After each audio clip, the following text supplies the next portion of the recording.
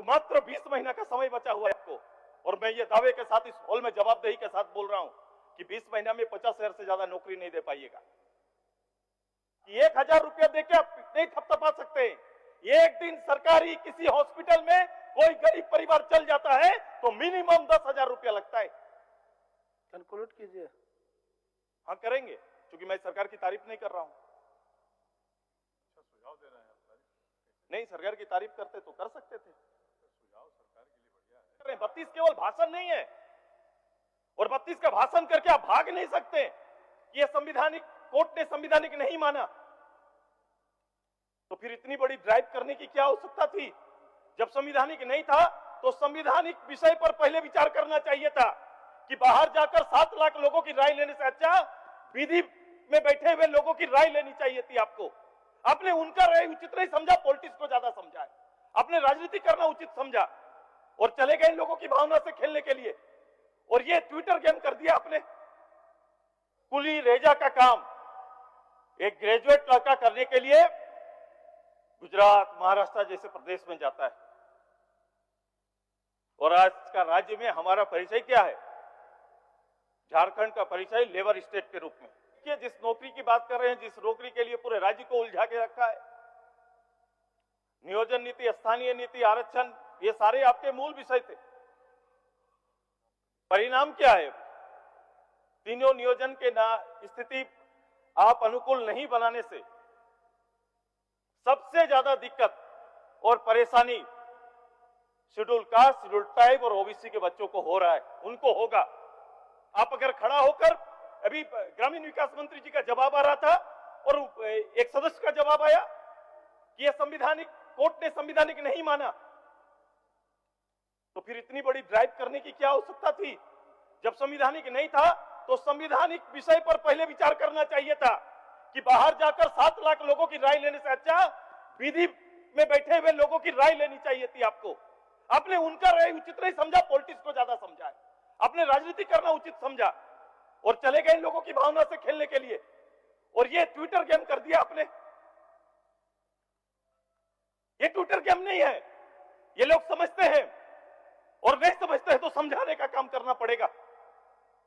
आपको इसके विकल्प पर जाना चाहिए था। कई प्रदेश है हमारे अगल बगल, लोगों ने श्रेणी के आधार पर नौकरी को बांटा है। आप श्रेणी के आधार पर बांट देते, क्योंकि मुझे इसका दर्द है इसलिए बोल रहा हूं, बांट देते बंगाल के तर्ज पर। नौकरी आपके पास है तो शहर गांव करके रिक्तियों के आधार पर श्रेणी में बांट दीजिए, और यह अवसर पंचायत को दीजिए, ब्लॉक को दीजिए। एक बड़ा अवसर लोकल जिसको आप देना चाहते हैं हो सकता है। विकल्प में जाकर आप पॉलिटिक्स गेम करने लगे। ये करना पड़ेगा, आपको आना पड़ेगा, इस राज्य के हित में पहल करना पड़ेगा। और आज अगर आप कोशिश भी करेंगे तो मात्र 20 महीना का समय बचा हुआ है आपको। और मैं ये दावे के साथ इस हॉल में जवाबदेही के साथ बोल रहा हूं कि 20 महीना में 50,000 से ज्यादा नौकरी नहीं दे पाइएगा। आप 25,000 लोगों को नौकरी या सृजन करने का दोनों करते, सरकारी नौकरी 3-3.5 लाख, तो नौकरी सृजन करने का आधार क्या है? कितने डिप्लोमा, कितने ग्रेजुएट, पोस्ट ग्रेजुएट बच्चे आ रहे हैं, उनका भविष्य, उनका रोड मैप क्या है? आपका युवाओं का रोड मैप क्या है आपके पास? कोई चीज नहीं दिखता। इसको केवल परंपरा के आधार पर केवल चलाते जा रहे हैं।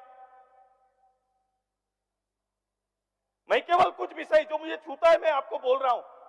ये बजट मात्र केवल करोड़ का सुनने से कोई आपके एसटी, एससी, ओबीसी और मेरे गांव में कोई बुनियादी परिवर्तन नहीं आ रहा है।